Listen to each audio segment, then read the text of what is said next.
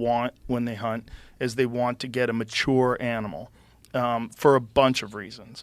One reason is that the mature animal, say if you get, excuse me, if you get like a 7-year-old mule deer, that is a deer that has spread its genes. Mm-hmm.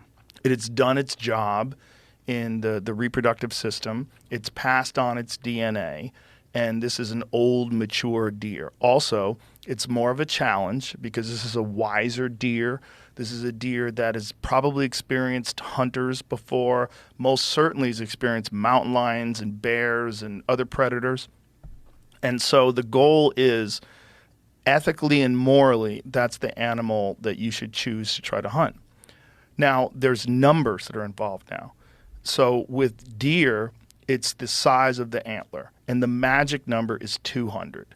If you can get a 200-inch mule deer, that is a very, very rare deer. That is a deer that has lived for a long time. It has superior genetics. It has this very big, have you ever seen a 200-inch mule deer on the hoof? Yeah, they're giant. They're giant, and it's so impressive.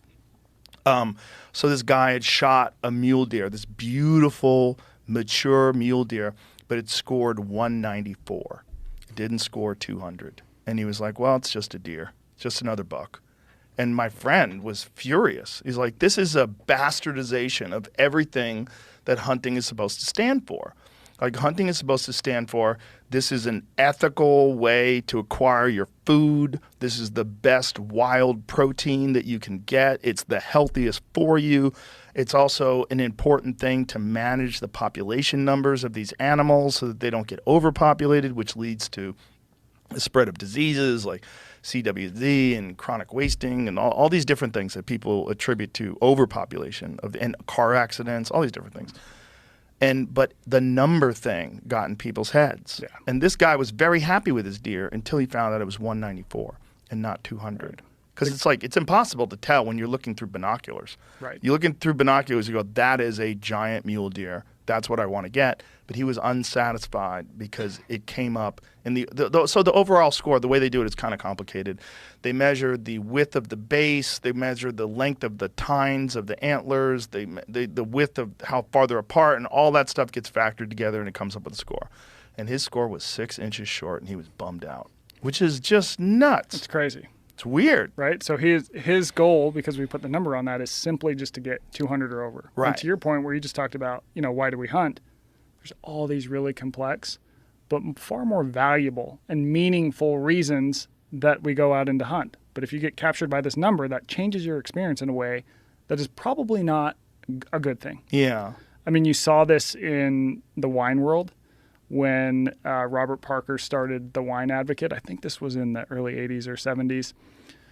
So Robert Parker is this guy from Maryland, kind of grew up in the backwoods. He's just a normal dude. He likes wine, but he thinks, all this snobby language around wine, like it's keeping people who would otherwise enjoy it from drinking it.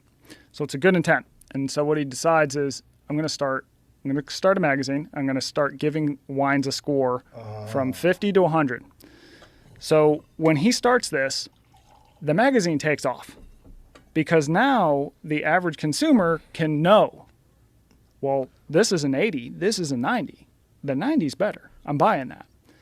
Now, here's the thing, though, is that it is Parker who's testing the wines, and he's also having to test them alone, not with food. Now, one of the main reasons you drink wine is to drink it with food because it changes as you drink it, right?